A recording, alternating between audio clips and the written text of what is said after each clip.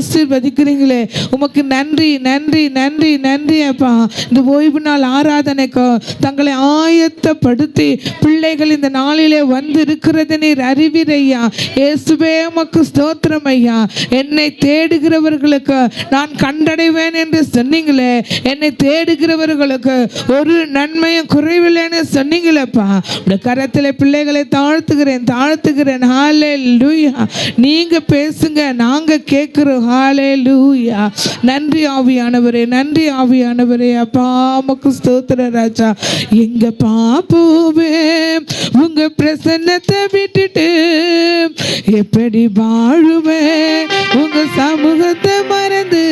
அப்பா பாப்போவே உங்க பிரசன்னத்தை விட்டுட்டு எப்படி வாழுவேன் உங்க சமூகத்தை மறந்து. நீங்க போதும், நீங்க போதும், நீங்க போதும். சொல்லுமா, நீங்க போதும், நீங்க போதும், நீங்க போதும். எங்க பாப்போவே உங்க பிரசன்னத்தை விட்டுட்டு எப்படி வாழுவேன் உங்க சமூகத்தை மறந்து.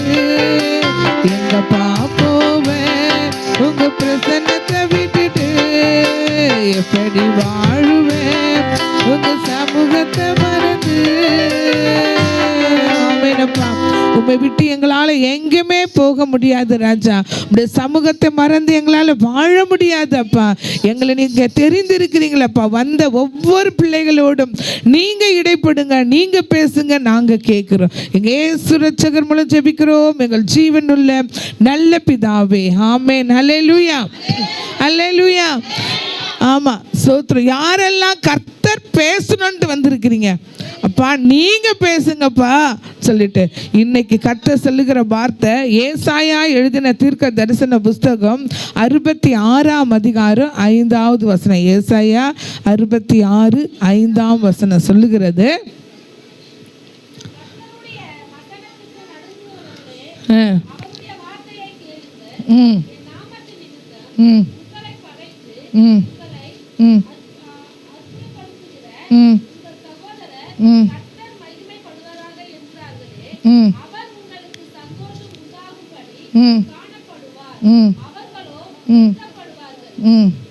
என்று யார் சொல்றது? 66:5. ஆமா, யார் சொல்றது? அதுல கர்த்தர் சொல்லுகிறது. என்ன பண்ணுங்க? கர்த்தர் சொல்லுகிறத கேளுங்கள். ஹல்லேலூயா. கர்த்தர் சொல்லுகிறார். இன்னைக்கு என்ன சொல்றாரு? கர்த்தருடைய வாய் இதை சொல்லிட்டு. ஹல்லேலூயா. 66:5 சொல்லப்படுகிறது, கர்த்தருடைய வசனத்துக்கு நடுங்குகிறவர்களே, ஹல்லேலூயா, அவருடைய வார்த்தையை கேளுங்கள். யாருடைய வார்த்தையை கேளுங்கள்? கர்த்தருடைய வார்த்தையை கேளுங்கள். அவர் என்ன சொல்லுகிறார் என்று இன்னைக்கு நீங்க கேளுங்க. அவர் என்னெல்லாம் சொல்ல போகிறார் என்று. இது யார் சொன்னதா? என்னுடைய வார்த்தையை கேளுங்கன்னு கர்த்தர் சொல்லுகிறார். என்ன சொல்றாரு? இப்பொழுது சொல்லப்படுகிற வார்த்தைகளை கேளுங்கள் என்று யார் சொல்றது? கர்த்தர் சொல்லுகிறார். ஹல்லேலூயா. கேட்கிறவங்களுக்கு தான் ஒரு விடுதலை, கேட்கிறவங்களுக்கு தான் ஒரு மன மகிழ்ச்சி, கேட்கிறவங்களுக்கு தான் ஒரு சுகம், கேட்கிறவர்களுக்கு தான் ஒரு ஆசீர்வாதம். ஹல்லேலூயா. நீ கேட்காம எங்கேயோ ஏதோ நீ கண்ணையோ காதையோ வச்சுட்டு இருப்பியனா இன்னைக்கு என்ன பண்ண மாட்டார்? கர்த்தர் உன்னோட பேச மாட்டாரு. அவர் பேசணும்னா நம்ம கேட்கணும். நான் பேசுறேன், நீங்க கேளுங்கன்றாரு. அவர் என்னெல்லாம் நமக்கு இன்னைக்கு பேசி சொல்ல போறாருன்னு சொல்லி பார்க்கலாமா? முதலாவதாக அவர் என்ன வார்த்தையை சொல்ல போறாரு? ஏசாயா 66:1. அதே ஏசாயா 66:1 கர்த்தர் சொல்லுகிறது என்னவென்றால், வானம் எனக்கு சிங்காசனம், பூமி எனக்கு பாதபடி, நீங்கள் எனக்கு கட்டும் ஆலயம் எப்படிப்பட்டது, நான் தங்கியிருக்க ஸ்தலம் எப்படிப்பட்டது. ஹல்லேலூயா. அவர் சொல்றாரு, கர்த்தர் சொல்றாரு, வானம் எனக்கு சிங்காசனம், பூமி எனக்கு என்னவா இருக்கு?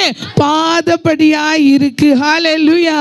அப்ப அவர் எப்பேற்பட்ட தெய்வமா இருப்பாரு, எவ்வளவு பெரிய தெய்வமா இருப்பாரு. வானம் அவருடைய சிங்காசனம், பூமி அவருடைய பாதப்படி. வானத்திலே அவர் அமர்ந்திருக்கிறாரா. சிங்காசனம் என்றால் ஒரு ஆசிரமத்தில் உட்கார்ந்து இருக்கிறாரா. அங்க இருந்து அவருடைய பாதப்படி எங்க இருக்கான், பூமியில இருக்கான். அப்ப அவர் எவ்வளவு பெரிய தெய்வமா இருப்பார். ஹல்லேலூயா. ஒரு நாள் பாருங்க, இந்த அலமாதி பக்கம், அலமாதி கேள்விப்பட்டிருக்கீங்களா? அலமாதியில் ஒரு தரிசன தோட்டம் இருக்கு. யாரெல்லாம் அது கேள்விப்பட்டிருக்கீங்க? யாரெல்லாம் அங்கே போயிருக்கிறீங்க? தரிசன தோட்டம் அப்படின்னா ஒரு பெரிய இடம், ஒரு 2-3 ஏக்கரா இருக்கும். அதில் பாருங்க அநேக மரங்கள், எல்லாம் சாப்பிட்ற பொருள் தான். தென்னை மரம், மாமரம், கொய்யா, சப்போட்டா எல்லாமே அதில் இருக்கு. ஒரு நாள் பாருங்க, ஒரு தாயும் தகப்பனும் வயதானவங்க சாயங்கால நேரத்தில் வெளியே அமர்ந்து வேதம் வாசித்துட்டு இருந்தாங்க. வயசானவங்க அப்படி வேதத்தை குனிஞ்சு தானே வாசிப்பாங்க. குனிஞ்சு இப்படி வாசிக்கும் போது 2 பாதம் கீழே நின்றுச்சா அந்த தரையில். நின்று இப்படி பார்க்குறாங்களா, அப்படியே முகம் தெரியலையா, உருவம் நீட்டாக நிற்குதான். அந்த நிழல், கால் சரீரம் அல்ல, நிழல். இப்படி அவங்க பார்க்க பார்க்க அந்த சரீரம், அந்த பாதம் அப்படியே அந்த தோட்டத்தை சுற்றி சுற்றி வருதான். முகம் தெரியவே இல்லை, நிழல் மட்டும். இவங்க அப்படியே அபிஷேகத்தில் நிரம்பி, நம்ம ஏதோ அப்படி மறைஞ்சிட்டாங்களா, ஏதோ ஒன்று பார்த்தோமே அது பாதமாக இருக்க. என்ன சொல்லும்போது வேதத்தில் அந்த வசனம், வானம் எனக்கு சிங்காசனம், பூமி எனக்கு பாதப்படின்னு அது அடுத்த வசனம் அவங்க வாசிக்கிறாங்களா. உடனே பாருங்க, அவங்க யாரை கண்டாங்க அந்த இடத்துல? வயசானவங்க ஆண்டவராகிய தேவனை அந்த நேரத்தில் கண்டிருக்கிறாங்க. உடனே அங்கே தரிசன தோட்டம்னு சொல்லிட்டு அதை வச்சுட்டாங்க. எவ்வளவோ பரிசுத்தவான்கள் அங்கே போய் தங்கி ஜெபிக்கிறாங்க. அற்புதத்தை தேவன் செய்கிறார். ஹல்லேலூயா. சாமு கூட 1.5 வயசு பிள்ளை, அவனை தூக்கிட்டு நானும் பாஸ்டர் அந்த மாதவரத்துலேருந்து அந்த பாஸ்டர் ஆதாம் பாஸ்டரோடு கூட அநேக விசுவாசிகள், அவங்க சர்ச்சு ஆளுங்க அப்படியே 2 பஸ் வச்சு அங்கே கூட்டிகிட்டு போய் 3 நாள் அங்கே என்னது ஆராதனை, உபவாச கூட்டம். சாப்பிட்றவங்க சாப்பிட்லாம், உபவாசமாக இருக்கலாம். அதில் நாங்கள் எப்படி ஜெபிச்சிருப்போம்னு நினைக்கிறீங்க நீங்கள்? உபவாசத்தோடு குழந்தைக்கு மட்டும் பால் வாங்கி கொடுத்துட்டாங்க. பால் எல்லாம் தராங்க, அது மட்டும் கொடுத்துட்டு நாங்கள் 2 பேரும் உபவாசத்தோடு ஜெபித்தோம். ஹல்லேலூயா. உண்மையாகவே அந்த தரிசன தோட்டத்தில் எதற்கெல்லாம் ஜெபித்துட்டு வந்தோமோ அதையெல்லாம் தேவன் எங்கள் வாழ்க்கையில் செய்தார். ஹல்லேலூயா. அது தரிசன தோட்டத்தில் வானம் எனக்கு சிங்காசனம், பூமி எனது பாதப்படி என்று சொன்னது போல அந்த பாதப்படி அங்கே பட்டதுனால எப்பேற்பட்ட அற்புதங்களும் அங்கே நடக்கிறது. ஹல்லேலூயா. இன்னும் இருக்கிறாங்க அந்த வயதான தாயும் தகப்பனாரும். ஆமென். சாமுக்கு 1.5 வயசுன்னு சொன்னேன், அதுக்கு முன்னாடி ஆண்டவர் அவங்களுக்கு தரிசனமானார். இன்னமும் அவங்க இருக்கிறாங்க. சாமுக்கு இப்போ 16 வயசு. அந்த தாய் தகப்பன் இன்னமும் இருக்கிறாங்க. ஹல்லேலூயா. கர்த்தர் உண்மையாகவே ஒருவருக்கு தரிசனம் ஆவாரனா அந்த தரிசனத்தை ஆண்டவர் நிறைவேற்றுவார். ஹல்லேலூயா. பாருங்க, அவர் முதல் வார்த்தை சொல்றாரு, வானம் எனக்கு சிங்காசனம், பூமி எனக்கு பாதப்படி. ஹல்லேலூயா. உண்மைங்க, அவருடைய பாதம் கீழே தரையில பூமியில இருக்கு. ஆனா பரலோகத்தில் அவருடைய சிங்காசனத்துல முகம் அங்க இருக்கு. இதுவரை பரலோகத்துக்கு யாருமே போல, அவருடைய முகத்தை யாரும் என்ன பண்ணல, காணல. ஹல்லேலூயா. அவர் ஆவியானவர் நான் எழுந்தருளி போகிறேன் என்று சொன்னவர் போயிருக்கிறாரு. ஆனாலும் வருவேன் என்று ஒரு வார்த்தையை சொல்லி இருக்கிறார். அவர் வருவாரா வரமாட்டாரா? வருவாரா வரமாட்டாரா? வருவாரா வரமாட்டாரா? வந்து என்ன செய்ய போகிறார்? அந்த பரலோகம் என்கிற சிங்காசனத்தில் நம்ம கொண்டு போக போகிறார். அதற்கு முன்பதாக இந்த பாதப்படியாகிய பூமியில இருந்து நம்ம அவரை நோக்கி என்ன பண்ணணும்?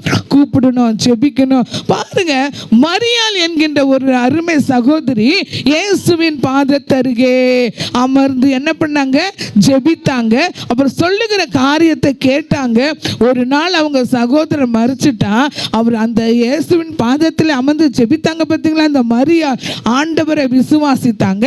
மரித்து போன அவங்க சகோதரனை ஆண்டவர் உயிரோடு எழுப்பினார். ஹல்லேலூயா. நீ அவருடைய பாதத்தை பற்றி கொண்டு, இயேசுவே நீங்க தான் எனக்கு இருக்கு, எனக்கு நீங்க இந்த காரியத்துக்கு ஜெயத்தை கொடுக்கணும், எனக்கு அற்புதம் செய்யணும், நான் உங்களை நம்பி இருக்கிறேன், நம்பிப்பாரு. கர்த்தர் உண்மையாகவே உன் வேண்டுதல் எதுவா இருந்தாலும் உன் வாழ்க்கையில செய்வார். ஹல்லேலூயா, ஹல்லேலூயா. இதுவரை நம்ம கர்த்தரிடத்துல கேட்டு நான் இதுவரை எதையுமே நான் பெற்றுக்கொள்ள யாருன்னா இருக்கீங்களா? இருக்கவே முடியாது. அவருடைய பாதத்தில் நீ அமர்ந்து நீ கேட்பாய். ஆனால் கர்த்தர் உனக்கு செய்யாம வேற யாருக்குமே அவர் செய்ய மாட்டாருங்க.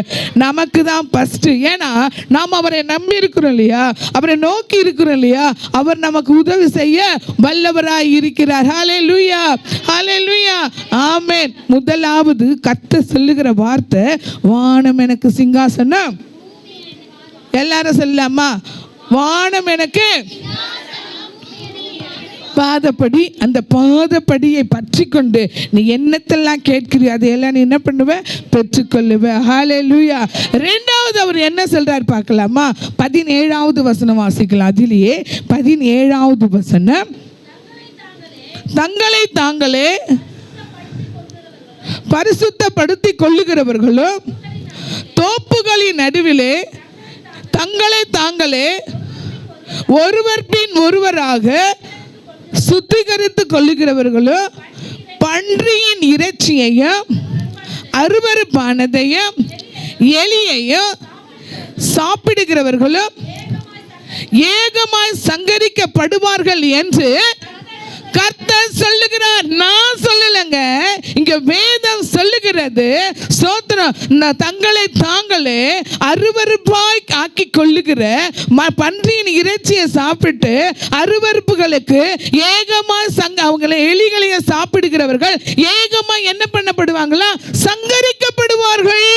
பன்றியை மட்டும் சாப்பிடுறது இல்லை, எலியை மட்டும் சாப்பிட்டவங்கள இல்லை, அருவருப்பான காரியங்கள் செய்கிறவர்களை கர்த்தர் சங்கரிப்பார். ஹல்லேலூயா. கர்த்தருக்கு எதெல்லாம் அருவருப்பு என்பது உங்களுக்கு நல்லா தெரியும். இதெல்லாம் அருவருப்பு, அருவருப்பு, ஐயோ ஆண்டவருக்கு இது பிடிக்காதுன்னு நல்லா தெரியும். தெரிஞ்சும் செய்கிறோம் பார்த்தீங்களா? அவங்கள கர்த்தர் சொல்றாரு, அவங்க ஏகமா சங்கரிக்கப்படுவார்கள் என்று யார் சொல்றது? கர்த்தர் சொல்லுகிறார். ஹல்லேலூயா. இதுவரை ஐயோ நான் தெரியாம பன்றி இறைச்சி சாப்பிட்டுட்டேன், தெரியாம என்னைக்கோ ஒரு நாள் வெள்ளை எலியை நான் சாப்பிட்டுட்டேன்னு சொல்லிட்டு யாராச்சும் இப்படி இருப்பீங்கன்னா, உண்மையாகவே கர்த்தர் சொல்றாரு, அருவருப்பான காரியங்கள், தேவனுக்கு பிரியமில்லாத காரியங்கள் எதுமா இருந்தாலும், ஓ அது சின்ன விஷயமா, கர்த்தரை மறுதலிச்ச காரியமா இருக்கலாம், அவரை வெறுத்த காரியமா இருக்கலாம், நீ ஜெபிக்காம விட்டு இருக்கலாம், ஆமென், விக்கிரகங்களை நமஸ்கரித்து இருக்கலாம், அவைகளை இன்றைக்கு நீ விட்டு விடுவாயானால் நீ சங்கரிக்கப்படாம தேவனுடைய ராஜ்யத்துக்கு நீ சொந்தக்காரராய் மாறலாம். ஹல்லேலூயா. திரும்ப திரும்ப அந்த அருவருப்பனை செய்வானா, நீ சங்கரிக்கப்படுவாயா? சங்கரிக்கப்படுவாய் என்றால் என்ன? சங்கரிக்கப்படுவாய் என்னது? சும்மா தெரிஞ்சவரையும் சொல்லுங்க. தெரியும், ஆனாலும் என்னது சொல்றதுக்கு கொஞ்சம் நம்ம என்ன பண்றோம்? யோசிக்கிறோம். சங்கரிக்கப்படுவாய் என்னது? தண்டிக்கப்படுவாய். அப்புறம் கர்த்தருடைய தோட்டத்துக்கு நீ போக முடியாது. கர்த்தருடைய தோட்டமாகிய அந்த ஏதேன் தோட்டத்திலிருந்து துரத்தப்பட்டது போல நாம் அந்த தோட்டத்தில் என்ன பண்ண முடியாது? போக முடியாது. ஹல்லேலூயா. சங்கரிக்கப்படுவீர்கள், தண்டிக்கப்படுவீர்கள். உங்களை ஆண்டவர் என்ன பண்ணுவாரு? சேர்க்க மாட்டாரு, வேற எதுவுமே செய்ய மாட்டாரு. இப்போ நான் இப்படிப்பட்ட காரியங்களை தேவனுக்கு அருவருப்பானதை செய்யறேனே, அவர் ஏன் என்னை தண்டிக்க மாட்டாரு நினைக்கிறியா? அவர் என்ன சொல்றாரு? பாவம் செய்யறவங்க இன்னும் செய்யட்டுமா, ஆமென், பரிசுத்தமா வாழ்றவங்க இன்னும் பரிசுத்தமா இருக்கட்டுமா. அவங்க செய்யற கிரியை நான் மறந்துட்டு இல்லை, அவங்களை ஞாபகத்தில் வச்சுட்டு இருக்கிற. நான் வரும் பொழுது அவங்களுக்கு நான் என்ன பண்ணுவேன்? நியாயம் விசாரிப்பேன். அப்பதானே வரும்போது தானே, அப்புறம் பார்த்துக்கலாம். அவர் இரக்கமுள்ள தேவன் இல்லை, ஞாபக புஸ்தகத்தில் எழுதி வைக்கிற தெய்வம். ஹல்லேலூயா. ஆகையினால இன்றையில் இருந்தாவது உன் சமாதானத்துக்கு ஏற்றவைகளை நீ அறிந்திருப்பாயானால் உனக்கு நலமாயிருக்கும். ஹல்லேலூயா. எங்க போனாலும் இப்படிப்பட்ட சத்தியம் வராதுங்க. எங்க போனாலும் வேதத்திலிருந்து இப்படி தெளிவான வார்த்தைகள் வராதுங்க. என் அன்பு தேவனுடைய பிள்ளைகளை கேட்டுட்டு கேட்கிற இடத்துல மட்டும் ஓ ஏசப்பா என்ன மன்னியன்னு சொல்லிட்டு போயிட்டு மறுபடியும் அந்த சேற்றை எடுத்து நீ பூசிக்கொள்வாயானா, என் அன்பு தேவனுடைய பிள்ளைய அவர் பார்த்துக்கிட்டு இரக்கமுள்ளவர் அல்ல. அவர் சொல்கிறாரு, நான் பட்சிக்கிற அக்கினியாவும் இருக்கிறேனே. என்று. ஹல்லேலூயா. என் அன்பு தேவனுடைய பிள்ளைகளே, நீங்க கேட்டு மனம் திரும்புவீர்களானால் உண்மையாகவே கர்த்தர் உங்களுக்கு சொல்லுகிற வார்த்தை, வானம் எனது சிங்காசனமா, பூமி எனது பாதப்படிமா, அந்த பாதப்படியிலே அமர்ந்து நீ என்னத்தை கேட்கிறியோ அதே நான் உனக்கு செய்வேன். இதுவரை நீ கேட்டது ஆண்டவர் செய்யலைன்னா சில அருவருப்பு உன்னிடத்தில் உண்டு. ஹல்லேலூயா. பாருங்க, சொன்ன விண்ணப்பத்தை நான் வந்த புதுசுல சொன்ன விண்ணப்பம் இன்னமும் அந்த விண்ணப்பம் சொல்லிட்டே இருக்கிறோம். ஒரு வருஷத்துக்கு முன்னாடி சொன்ன விண்ணப்பம் அப்படியே சொல்லிட்டே இருக்கிறோம். ஏன்? விண்ணப்பத்துக்கு ஆண்டவர் பதில் கொடுக்கல. சில அருவருப்பு நம்மிடத்தில் காணப்படுகிறது. சில காரியங்கள் தேவனுக்கு பிரியமில்லாதது இருக்கிறது. அவைகளை நீங்க விட்டு விடுவீர்கள். ஆனா தேவன் உங்களுக்கு இரக்கம் செய்ய வல்லவர். எத்தனை தலைமுறை வரைக்கும் இரக்கம் செய்வாரா? 1000 தலைமுறை வரைக்கும் இரக்கம் செய்வார். ஆனா தண்டிக்கிற தெய்வம் எத்தனை தலைமுறை வரைக்கும் தண்டிப்பார்? 4 தலைமுறை, 2, 3, 4 தலைமுறை மட்டும் உனக்கு இரக்கம் செய்யாமல் இருப்பாரா? ஆனா அவர் இரக்கம் எத்தனை ஆண்டு? 1000 தலைமுறை வரைக்கும் அவர் இரக்கம் செய்கிறவராய் இருக்கிறார். ஹல்லேலூயா, ஹல்லேலூயா. என் அன்பு தேவனுடைய பிள்ளைகளே, சத்தியம் தான் உங்களை விடுதலை ஆக்கும். சத்தியத்தை அறிவீர்கள், ஆனால் சத்தியம் உங்களை விடுதலை ஆக்கும். ஹல்லேலூயா, ஆமென், ஸ்தோத்திரம். கர்த்தர் சொல்லுகிற வார்த்தைங்க. தேவனுடைய சீஷர்களோ ஆமென், ஸ்தோத்திரம், பரிசுத்தவான்களை பற்றி நான் பரிசுத்தவான்கள் சொன்னதை எடுத்து சொல்லல, கர்த்தர் சொல்லுகிற வார்த்தையை மட்டும் நான் சொல்லுகிறேன். ஹல்லேலூயா. பாதப்படியில் அமர்ந்து நிக்க நீ எதை கேட்கிறியோ அதை தருவேன்னு சொல்றாரு. தருவாரா? தரமாட்டாரா? தேவனுக்கு பிரியமில்லாத காரியத்தை செஞ்சேன்னா உன்னை நான் அருவருக்கிறேன், உன்னை சங்கரிப்பேன் என்றாரு. சங்கரிப்பாரா? சங்கரிக்க மாட்டாரா? கர்த்தருக்கு பிரியமானதை மட்டும் நாம் செய்வோம்.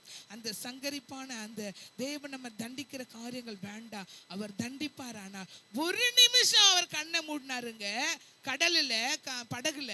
ஆனா காற்றும் கடலை என்ன பண்ணுச்சு? அலை மோதிச்சு. அவர் ஒரு நிமிஷம் நம்ம மேல அவர் கொஞ்சம் இரக்கம் வைக்காம அப்படி இருப்பாரானா நம்ம நிற்க முடியாது. அவருக்கு முன்பாக நிற்கத்தக்கவன் யார்? ஒருவனும் நிற்க முடியாது. ஹல்லேலூயா. ஆகையினால தேவனிடத்தில் நாம் இரக்கம் பெறுவோம். ஆண்டவரே, இன்னையில இருந்து ஆகுதப்பா, நம்முடைய ஆண்டவர் பிரியமில்லாத அருவருப்பான காரியத்தை நான் செய்ய மாட்டேன்ட்டு ஆண்டவருடைய சமூகத்தில் நீ அறிக்கையிடு. 1000 தலைமுறை வரைக்கும் உன் பிள்ளைகளுடைய பிள்ளைகளையோ 1000 தலைமுறை மட்டும் ஆண்டவர் இரக்கம் செய்கிறவராய் இருக்கிறார். ஹல்லேலூயா, ஹல்லேலூயா. ஆமா, அந்த வசனம்லாம் எங்க இருக்கு பாஸ்டர்மா? எங்களுக்கு தெரியலையே நினைக்கிறீங்களா? ஸ்தோத்திரம். எடுத்து வாசிக்கலாமா? யாத்திராகமத்தில் 20ஆம் அதிகாரத்தில் 21ஆம் அதிகாரத்தில் யாத்திராகமம் 21 6வது வசனம். இப்போ திடீர்னு அந்த வசனம் தேவன் ஞாபகப்பட்டினார். யாத்திராகமம் 21ஆம் அதிகாரம் 6வது வசனம். என்னிடத்தில் அன்பு கூர்ந்து என் கற்பனைகளை கை கொள்ளுகிறவர்களுக்கோ 1000 தலைமுறை மட்டும் இரக்கம் செய்கிறவராய் இருக்கிறேன். ஹல்லேலூயா, ஹல்லேலூயா. கர்த்தர் இரக்கம் செய்கிற தேவனாய் இருக்கிறார். எத்தனை தலைமுறை வரைக்கும்? 1000 தலைமுறை வரைக்கும் கர்த்தர் நமக்கு இரக்கம் செய்து நம் பிள்ளைகளுடைய பிள்ளைகளையோ காணும்படியாக தேவன் நமக்கு அனுக்கிரகம் செய்கிறார். இங்க 5வது வசனம் சொல்லுகிறது, நீ அவைகளை நமஸ்கரிக்கவும் சேவிக்கவும் வேண்டாம்.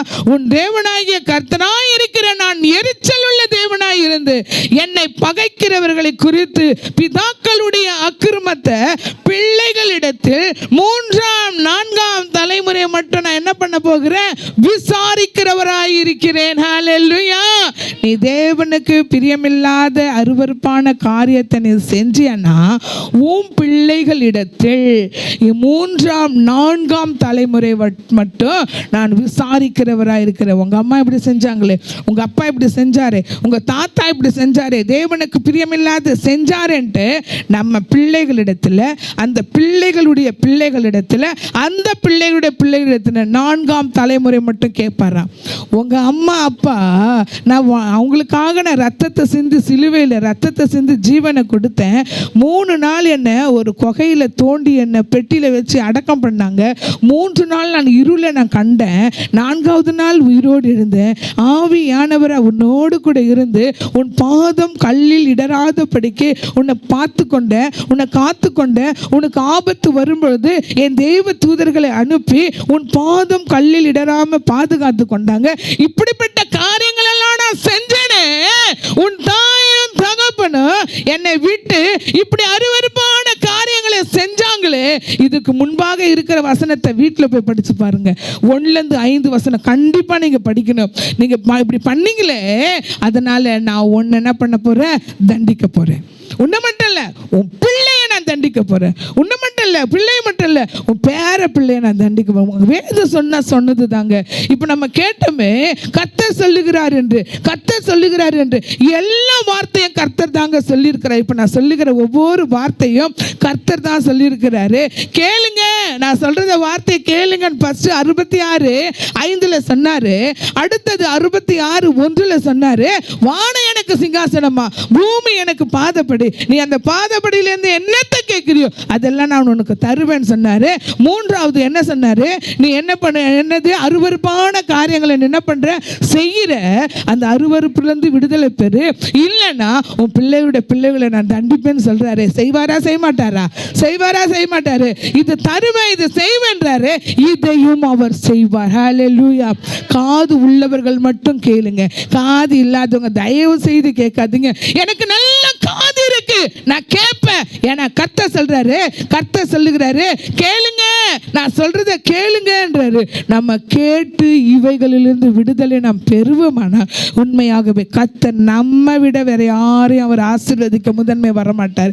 நமக்கு தான் இந்த ஊரில், நமக்கு இந்த நேரத்தில் கூடி இருக்கிற என் அன்பு பிள்ளைகளுக்கு தான் முதல் கர்த்தர் உங்களுக்கு முதலிடம் கொடுத்து, நீங்க எதை ஃபர்ஸ்ட் அவர்கிட்ட போய் ஒரு மனு எழுதி கொடுக்குறீங்களோ, அவர் உங்களுடைய மனுவை கேட்டு நீங்க வாயில சொல்லுகிற வார்த்தை கேட்டு உங்களுக்கு தாங்க ஃபர்ஸ்ட் அவர் ஆன்சர் பண்ண போறார். ஹல்லேலூயா, ஹல்லேலூயா, ஹல்லேலூயா. ஏன்னா கர்த்தர் சொல்லுகிற வார்த்தையை கேட்குறீங்க இல்லையா? அடுத்தது என்ன சொல்றார் பார்க்கலாமா? அதே ஏசாயா எழுதின தீர்க்க தரிசன புஸ்தகம் 57ஆம் அதிகாரம் 19வது வசனம். ஏசாயா 57:19வது வசனம்.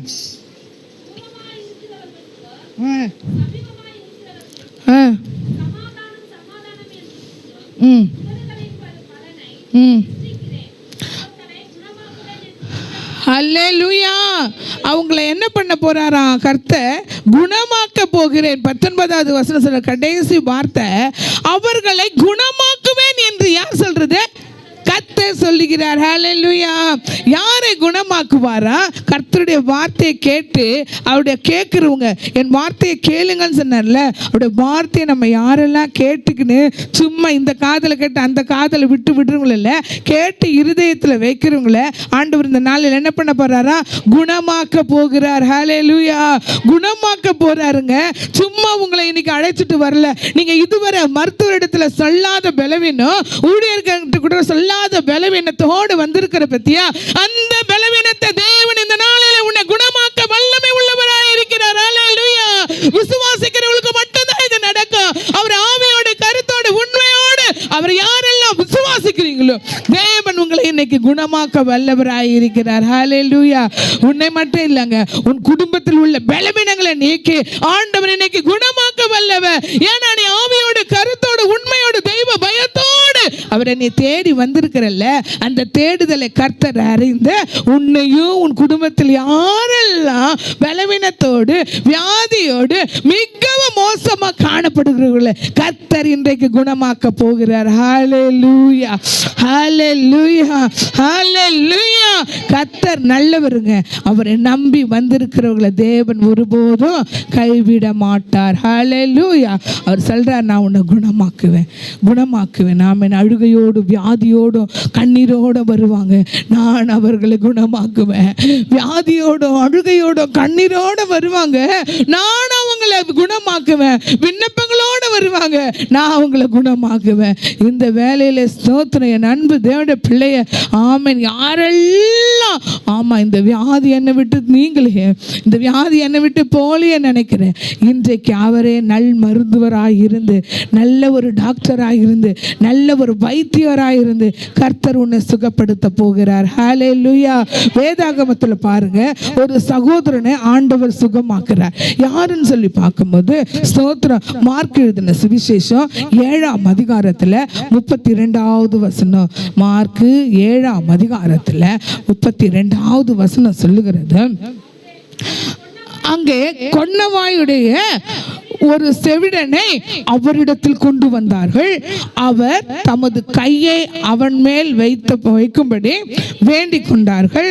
அப்பொழுது அவர் அவனை ஜனக்கூட்டத்தை விட்டு தனியே அழைத்து கொண்டு போய் தம்முடைய விரல்களை அவன் காதுகளில் வைத்து உமிழ்ந்து அவனுடைய நாவை தொட்டு வானத்தை அண்ணாந்து பார்த்து பெருமூச்சு விட்டு எப்பதான் என்றார்.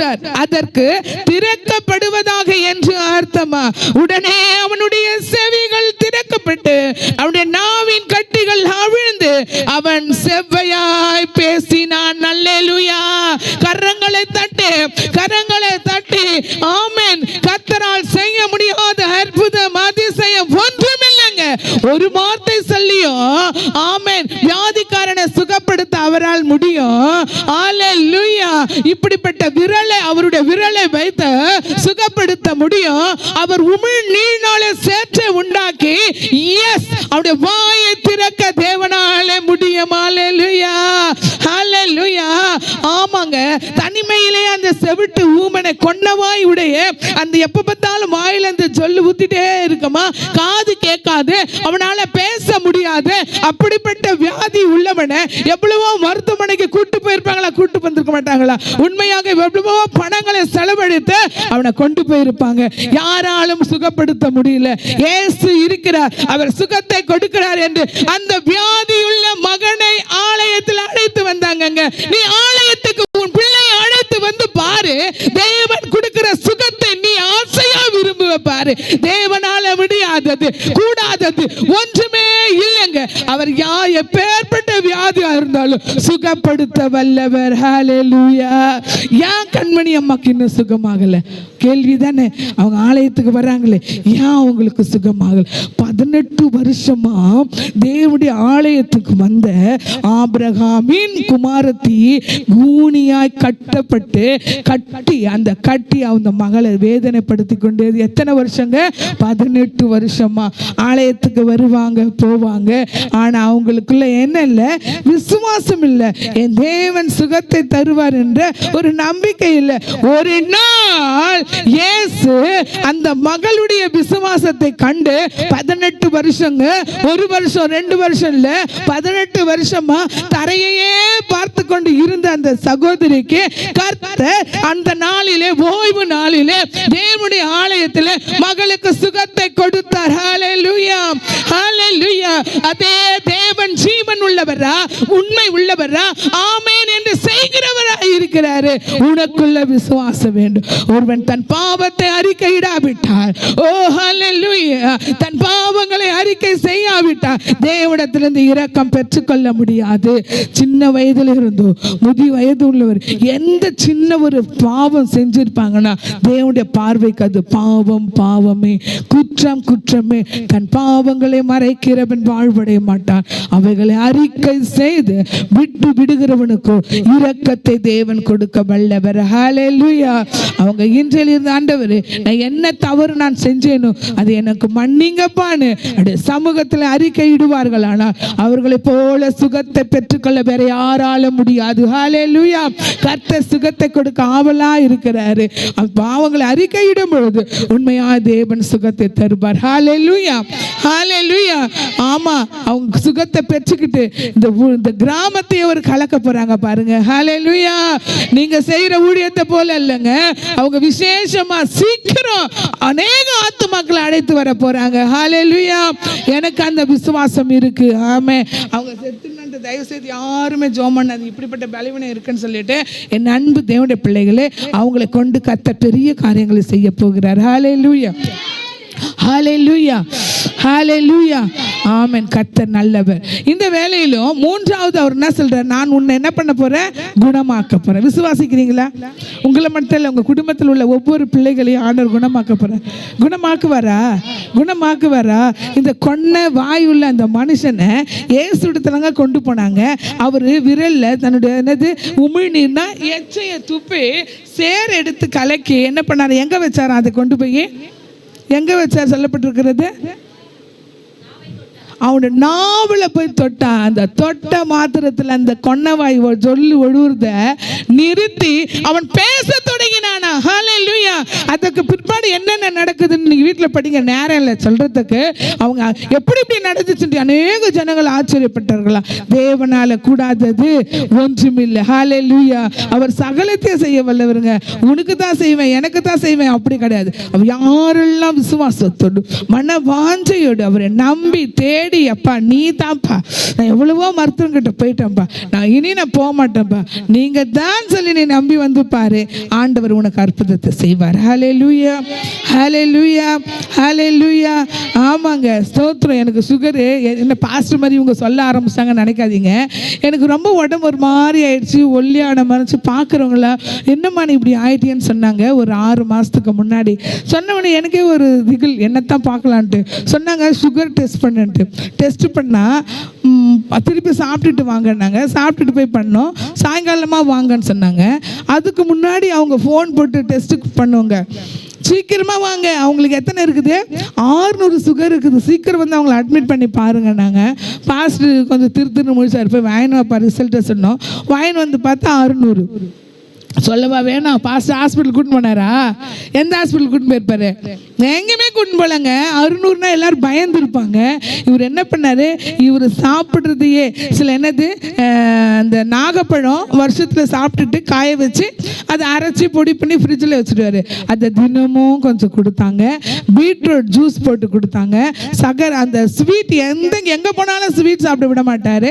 பிறகு டீயில் குடித்தாலும் சர்க்கரை கிடையாது. அது குடிக்கிறதோடு சும்மா இருக்கலாம்னு யோசிப்பேன். அப்போ அப்படிப்பட்ட காரியங்கள் பாவக்காய் அப்படிலாம் சாப்பிட்டு திருப்பியும் போய் சுகர் டெஸ்ட் பண்ணி பார்க்கலான்னு சொல்லிட்டு பார்த்தா எவ்வளோ இருக்குது? 200. எத்தனை? 200. அதுவும் அதிகமாக. அதனால அதுக்கும் திருப்பி என்ன பண்ணுறாரு? ட்ரீட்மெண்ட் கொடுத்துருக்கிறாரு. கர்த்தரை நம்பணுங்க. நம்புறவங்களை ஒருபோது என்ன பண்ண மாட்டார்? கைவிடவே மாட்டார். பயந்து அலகடிச்சு ஓடி போய் ஹாஸ்பிட்டலுக்கு போயிட்டு மாத்திரை வாங்கி சாப்பிட்டு கிட்னி என்னாவா? அதுதான் என்ன. அதுக்கு நம்ம அடிக்டே ஆகக்கூடாது. கொஞ்சம் விசுவாசமா இருக்கணும், கிரியையும் இருக்கணும். நம்ம சாப்பிட்ற ஆகாரத்தில் ஆமே மட்டாய் சாப்பிடு. ஆமே, நீ அதிகமாக சாப்பிட்டு என்ன பண்ணுவ? வாந்தி பண்ணுவ. உன் தொண்டையில் கத்தியவை. நீ போஜன பிரியனா இருந்தியானா உன் தொண்டையில் கத்தியவை. இவ்வளவுதான் சாப்பிடணும் நானே உன்னை அதை நான் போஷிப்பேன்றார். உண்மையாகவே அப்படி நம்ம கட்டுப்பாடா இருப்போமானா நம்முடைய சரீரத்தில் பலவீனம் நம்மளை தாக்காது. ஹல்லேலூயா. இதுவரை எனக்கு சுகர் இருக்கு, நான் மாத்திரைக்கு அடிக்ட் ஆயிட்டேன்னு நினைக்கிறீங்களா? இன்றில் இருந்து கூட அந்த ட்ரீட்மெண்ட் எடுத்து பாருங்க. கர்த்தர் உங்களை நார்மலுக்கு கொண்டு வருவார். ஹல்லேலூயா. கர்த்தர் நல்லவர். நேரம் கடந்து கொண்டே இருக்கிறது. இன்னும் ஒரு காரியத்தை சொல்லி நான் முடிக்கிறேன். ஸ்தோத்திரம். ஏசாயா 58ஆம் அதிகாரத்தில் 13வது வசனம் சொல்லுகிறது. ஏசாயா 58:13 என்ன கர்த்தர் சொல்லுகிறார் பார்க்கலாமா? என் பரிசுத்த நாளாகிய ஓய்வு நாளிலே நீ ஃபங்க்ஷனுக்கு போகாதபடி உன் காலை அப்படியே பத்திரமா நிறுத்தி உன் வழிகளின்படி நடவாமல் உனக்கு இஷ்டமானதை செய்யாமலோ உன் சொந்த பேச்சு கூட பேசாமலோ இருந்து ஓய்வு நாளை மன மகிழ்ச்சி. என்னைக்குப்பா ஓய்வு நாள் வரும்ன்ற நீ சனிக்கிழமை நீ ஆயத்தமாகி இருப்பாயானா கர்த்தருடைய பரிசுத்த நாளே மகிமையுள்ள நாள் என்று சொல்லி அதை நீ மகிமையாக எண்ணுவாயானால் அப்பொழுது கர்த்தரில் மனமகிழ்ச்சியாக இருப்பாய்.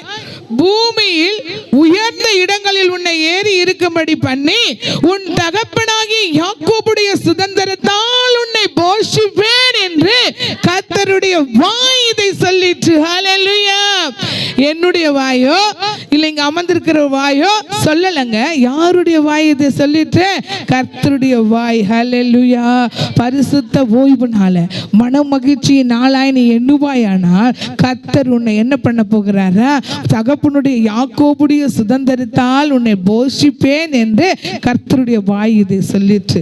ஓய்வு நாளை மறக்கிறவங்க, ஓய்வு நாளை விட்டு விடுறவங்க, இது நான் சொல்லலை, வேதம் சொல்லுது. பரிசுத்த ஓய்வு நாளை மன மகிழ்ச்சி நாளாய் நீ எண்ணி உனக்கு இஷ்டமான காரியத்தை நீ செய்யாத. ஆமாம், ஸ்தோத்திரம். போன வாரமும் போய் பார்த்துட்டு வந்தோம், ஸ்தோத்திரம். நடுவில் ஃபோனும் பண்ணோம். இதுக்கு மீறியும் நான் இப்படி தான் இருப்பேன்னு சொன்னால் என்னால் முடியாது, எங்களால் முடியாது. நைட்டும் ஃபோன் பண்ணாங்க, பண்ணியும் சரியாகல. எவ்வளவு தான் இன்னும் சொல்லியாச்சு, நான் ஜெபிக்கிறேமா, ஆண்டவர் உனக்கு விடுதலை தருவார், நீ வா, நம்ம 2 பேரும் உபவாசம் பண்ணி கையை பிடித்து ஜெபிப்போம், ஆண்டவர் உனக்கு அந்த பலவீனத்திலிருந்து சுகத்தை தருவார்னு தனிமையிலும் நின்று பேசிட்டு வந்தேன். இதுக்கு மீறி நீ ஓய்வு நாளை மறக்கிறேன்னா எனக்கு தெரியாது. கர்த்தருடைய வாய் நான் உன்னை போஷிப்பேன் என்று சொல்றாரு. ஓய்வு நாளை நீ மறக்காம ஆண்டவரை நீ தேடுவாயானால் நான் உன்னை போஷிப்பேன். எப்படி போஷிப்பாரு? கண்மலையின் தேனினால் உன்னை போஷிப்பார். ஹல்லேலூயா, ஹல்லேலூயா, ஆமென். உச்சிதமான கோதுமையினால் உன்னை திருப்தியாக்குவார். ஃபர்ஸ்ட் குவாலிட்டி தாங்க கர்த்தரை தேடுறவங்களுக்கு. மனமகிழ்ச்சி நாளாய் நீ ஓய்வு நாளை தேடுவாயனா உன் வீட்டில் பட்டினி இல்லை, பசி இல்லை, ஐயோ குடிக்கிறதுக்கு ஒரு தேநீர் இல்லையேன்னு நீ ஏங்க வேண்டியது இல்லை, பக்கத்தில் அக்கத்தில் போக வேண்டியது இல்லை. உன் வீட்டில் ஃப்ரிட்ஜில் பால் இருக்கும், நீ விசுவாசித்து பாரு, நீ கர்த்தரை தேடி பாரு, உனக்கு என்னென்ன வேண்டும் என்பதை கர்த்தர் உனக்கு அந்தந்த நாளிலே சந்திக்க வல்லவர். அல்லேலூயா. ஏன்னா நீ ஓய்வு நாளை மனமகிழ்ச்சி நாளாக எண்ணுவாயானால், ஒரு ஃபங்க்ஷன் நம்ம வீட்டில் ஒரு சந்தோஷமான ஒரு நிகழ்ச்சி நடக்க போகுதுன்னா என்னைக்கே நம்ம ஆயத்தமாவோம்ல, என்னைக்கோ எப்போதும் ஆயத்தமாயிடுவோம். நோட்டீஸ் அடிக்கிறதுன்னா ஒரு 3 மாதத்துக்கு முன்னாடி நோட்டீஸ் அடிக்கிறதுன்னா, வீடு வீடாக போய் கொடுக்குறதுன்னா, அவங்களுக்கு பழங்களை கொண்டு போய் கொடுத்து அவங்கள வரவேற்கிறதுன்னா, ஸ்தோத்திரம், என் பிள்ளைக்கு இப்படி பண்ணணும், என் பொண்ணுக்கு இப்படி பண்ணணும்னு சொல்லிட்டு என்னென்ன வாங்கணும், என்னென்ன செய்யணும்னு சொல்லிட்டு சத்திரத்தை புக் பண்ணுறது எல்லாமே பண்ணுவோம் இல்லையா? ஏன்னா நம்ம குடும்பத்தில் என்னது, ஒரு மனமகிழ்ச்சியான நாள் வரப்போகுது, ஒரு ஃபங்க்ஷன் நடத்த போறேன்ட்டு. என் அன்பு தேவனுடைய பிள்ளைகள், நீ வாரம் பரிசுத்த ஓய்வு நாள மனமகிழ்ச்சியா நீ எண்ணிப்பாரு, கர்த்தர் உன்னை ஆண்மேன் எல்லா காரியத்தில் உன்னை போஷித்து நடத்துவாருங்க. ஸ்தோத்திரம். நீ அவரை மாத்திரம் முன்னிலையில வச்சு பாரு. ஓய்வு நாள் எதுக்குங்க கொடுத்துருக்குறாங்க? கவர்மெண்ட்ல லீவ் எதுக்கு கொடுத்துருக்குறாங்க? செவ்வாய்க்கிழமை புதன்கிழமை கொடுத்துருக்கலாமே. வாரத்தின் முதல் நாளாகிய ஓய்வு நாளிலே மரியாள் கர்த்தரை தேடினாள். ஹல்லேலூயா. சனிக்கிழமை தேடி இருக்கலாம், ஞாயிற்று வெள்ளிக்கிழமை தேடி இருக்கலாம், திங்கக்கிழமை தேடி இருக்கலாம். ஏன் அவங்க ஞாயிற்றுக்கிழமை ஓய்வு நாள்ல தேடினாங்க? கர்த்தர் உண்டு பண்ணின நாள். 6 நாளும் கர்த்தர் வானத்தையும் பூமியை படைச்சாரு, சூரிய சந்திரனை படைச்சாரு, எல்லா காட்டு மிருகங்கள், நாட்டு மிருகங்கள், ஊரு பிராணிகள் எல்லாத்தையும் படைச்சாரு, கடல் காற்று எல்லாத்தையும் உண்டாக்கினாரு. 6வது நாள் மனுஷனையும் உண்டாக்கினார், ஆதாம் ஏவாள் என்று. 7வது நாள் அவர் ஓய்ந்திருந்தாருங்க. வேதத்தில் சொல்லப்படுகிறது, 7ஆம் நாள் ஆதியாகமம் 2ஆம் அதிகாரத்தில் 5வது வசனம் சொல்லுகிறது, அவர் ஓய்ந்திருந்தார். ஹல்லேலூயா. அவர் ஓய்ந்திருந்த நாள் நீ ஓய்வு நாள் என்று கவர்மெண்ட் லீவ் விட்டுருக்கான். அந்த நாளில் கிறிஸ்தவங்க யாரை தேடணும்? ஓய்வு நாளில் பரிசுத்த ஆவியானவரை நீ தேடுவாயானால் உன் வாழ்க்கை மனமகிழ்ச்சியா இருக்கும். அவர் உன்னை போஷிக்க வல்லமை உள்ளவராய் இருக்கிறார். ஹல்லேலூயா. ஒரு நாள் உனக்கு ஆகாரம் குறைவு வராது, ஒரு நாள் உனக்கு பணக்குறைவு வராதுங்க, ஒரு நாள் உனக்கு பலவீனம் வராது. நெஞ்சு அடைக்குது, முன்னாடியும் அடைக்குது, பின்னாடி அடைக்குது, அடைக்காது. ஹல்லேலூயா.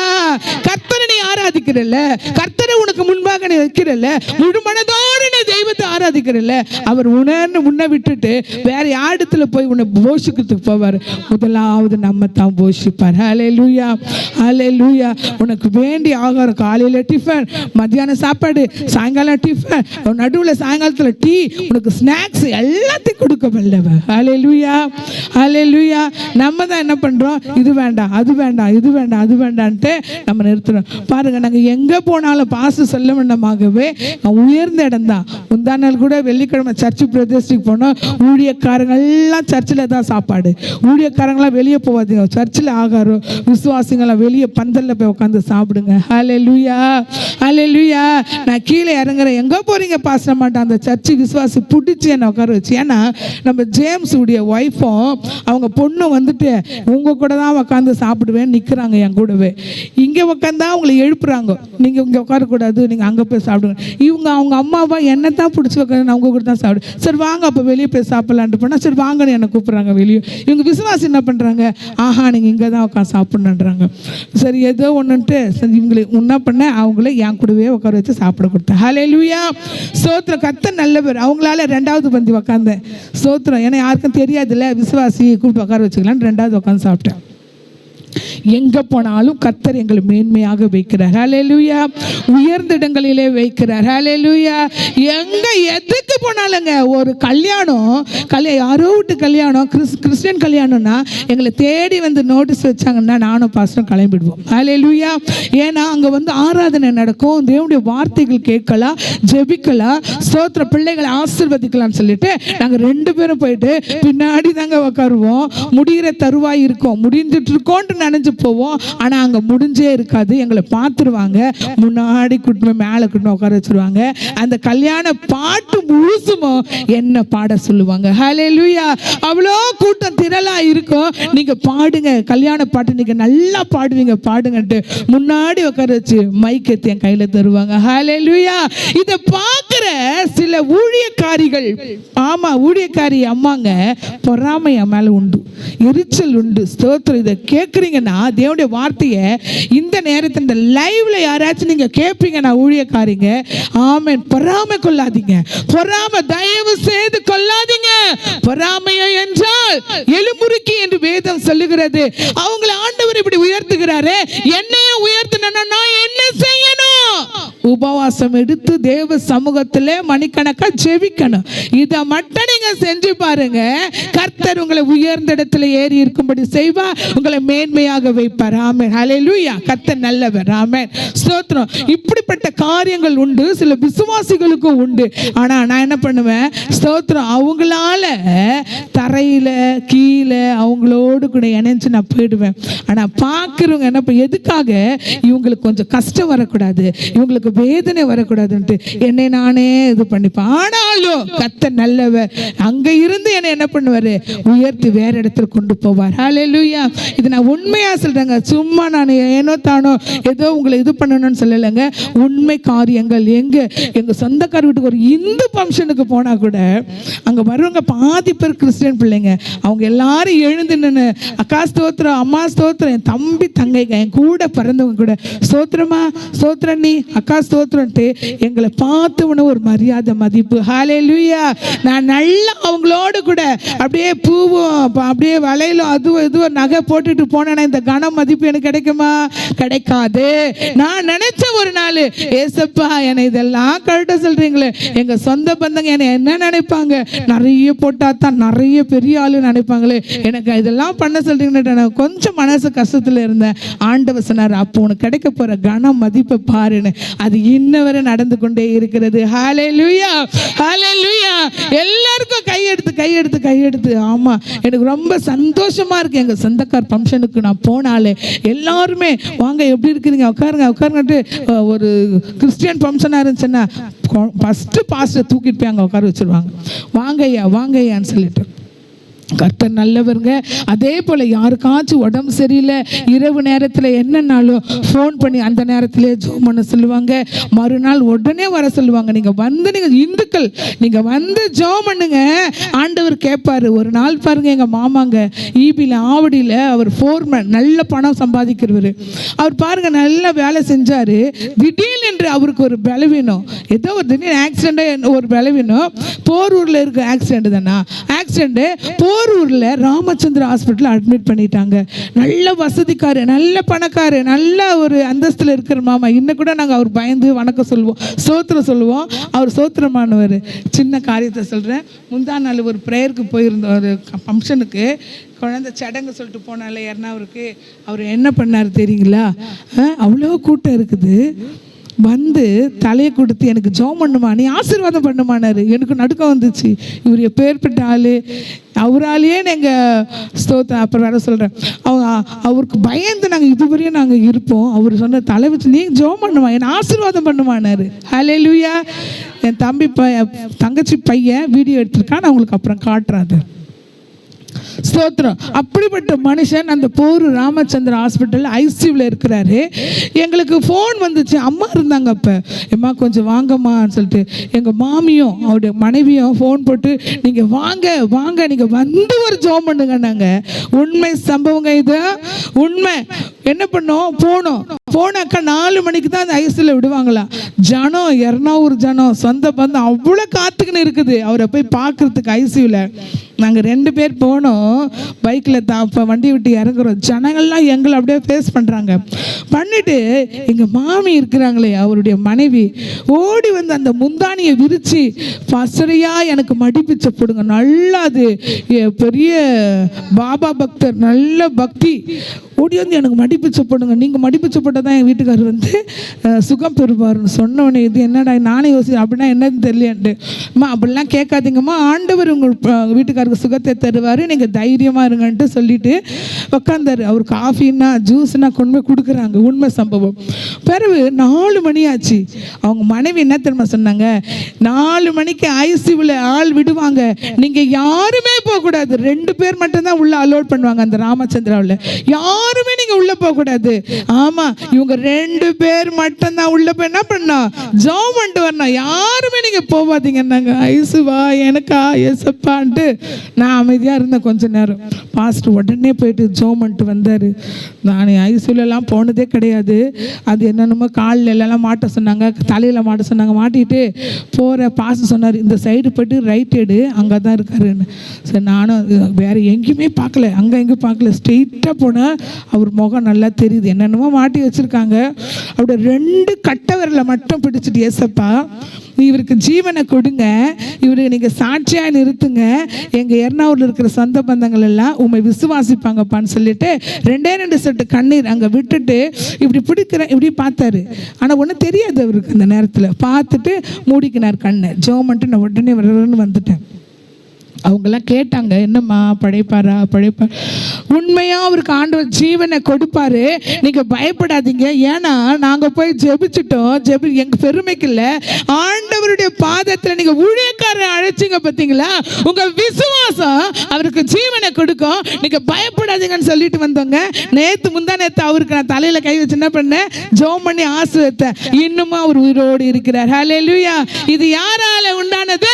என் தெய்வத்தினால உண்டானது. அவரை விசுவாசிகளுக்கு மட்டும்தாங்க இதெல்லாம் நடக்கும். நீங்க அவரை நம்புங்க, அவரை தேடுங்க, அவரே உங்களுக்கு ஒரு முதலிடமா அவருக்கு இடத்தை கொடுத்து பாருங்க. உலகத்தால் செய்ய முடியாத அற்புதங்கள் அதிசயங்களை வாழ்க்கையில செய்வார். ஹல்லேலூயா. போன வாரம் கூட ஞாயிற்றுக்கிழமை அருமை சகோதரி அவங்க என்ன பண்ணாங்க, வந்து நின்று, பாஸ்டர்மா எனக்கு ரொம்ப உடம்பு முடியல, எனக்காக ஜெபம் பண்ணுங்க, எனக்கு என்ன பண்றதுன்னே தெரியல, எங்க போறதுன்னே தெரியல. நாங்க நீ போங்க, தூக்கமே வரதில்லை, நாங்கள் நான் ஜெபிக்கிறோம், ஆண்டவர் உங்களுக்கு தூக்கத்தை தருவார், நல்ல சுகத்தை தருவார். இன்றைக்கு அவங்கள சாட்சியா நிறுத்தினார் ஆண்டவர். ஹல்லேலூயா, ஹல்லேலூயா. அவரால் செய்ய முடியாத அற்புதம் அதிசயம் ஒண்ணுமே இல்லை. ஒரே ஒரு வசனத்தை சொல்லி முடிக்கிறேன். எசேக்கியேல் 28:12. எசேக்கியேல் 28:12. ஏசாயாக்கு அப்புறம் எரேமியா, புலம்பல், எசேக்கியேல். 28:12. மனுபுத்திரனே,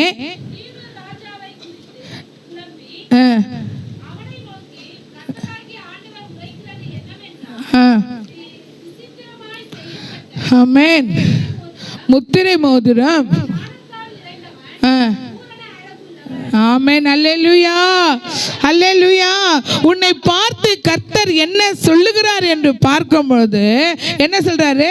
கர்த்தராகிய ஆண்டவர் உரைக்கிறது என்னவென்றால், நீ விசித்திரமா செய்யப்பட்ட முத்திரை மோதிரம், நீ ஞானத்தால் நிறைந்தவன், நீ பூரண அழகுள்ளவன் என்று யார் சொல்றாரு? கர்த்தர் சொல்லுகிறார். 9வது வசனத்துல கர்த்தர் கர்த்தர் சொல்லுகிறார். 11வது வசனம், கர்த்தர் சொல்லுகிறார், நீ விசித்திரமாய் செய்யப்பட்ட முத்திரை மோதிரம். ஹல்லேலூயா. முத்திரை மோதிரமாய் கர்த்தர் உன்னை வைக்க போகிறாரா? முத்திரை மோதிரமாய் உன்னை கர்த்தர் வைத்து நீ அழகுள்ளவன் என்று உன்னை சொல்ல அவர் அழகு பார்க்கிறார். ஹல்லேலூயா, ஹல்லேலூயா. முத்திரை மோதிரம். ஆகாய் தீர்க்கதரிசன புஸ்தகம் 2ஆம் அதிகாரம் 23ஆம் வசனம். ஆகாய் 2:23 சொல்லுகிறது, நீ முத்திரை மோதிரம், நான் உன்னை முத்திரை மோதிரமாக வைத்திருக்கிறேன் என்று கர்த்தர் சொல்லுகிறார். ஹல்லேலூயா. என் அன்பு தேவனுடைய பிள்ளைகளே, கர்த்தர் நம்மை எப்படி வைக்க போகிறாரா? முத்திரை மோதிரமாய் வைக்க போகிறார். ஆகாய் 2ஆம் அதிகாரம். சேனைகளின் கர்த்தர் சொல்லுகிறார், செலுத்தியேலின் குமாரனாகிய செருபாபேலே ஊழியக்காரனே, ஹல்லேலூயா, ஹல்லேலூயா. பேர் சொல்றார் பாருங்க, செருபாபேலே, நான் உன்னை முத்திரை மோதிரமாய் வைக்க போகிறேன். இந்த நாளிலே வந்திருக்கிற என் அன்பு தேவனுடைய பிள்ளைகளே, உங்கள் ஒவ்வொருவருடைய பேரையும் கர்த்தர் சொல்லி உங்களை ஒரு முத்திரை மோதிரமாய் வைக்க போகிறார். ஹல்லேலூயா. ஆமா, பாருங்க, ஒரு தகப்பனுக்கு 2 பிள்ளைகள் இருந்தாங்கங்க. அதுல ஒரு பிள்ளை என்ன பண்ணிட்டான், தன்னுடைய தகப்பனுடைய சொத்தெல்லாம் வாங்கிட்டு 2வது மகன் போயிட்டான். பிள்ளைகளோடு தூர தேசத்துல ஃப்ரெண்டுகளோட நல்ல சுகபோகமா வாழ்வதுக்கு போயிட்டாங்க. எல்லாம் பணம் சொத்து சுகத்தை எல்லாத்தையும் அனுபவிச்சு செலவழிச்சு போயிட்டான். அவன் கடைசியில அவன் என்ன பண்றான், பன்னிங்க மேய்க்கிற இடத்துல போய் பன்னி மேய்க்க போறான். அங்க ஆகாரம் இல்லாததுனால பன்றிகளுக்கு வைக்கப்பட்ட அந்த ஆகாரத்தை சாப்பிடுறதுக்கு ஆசையா இருந்தானாங்க. எடுத்து அள்ளி கூட வாயில வைக்கல.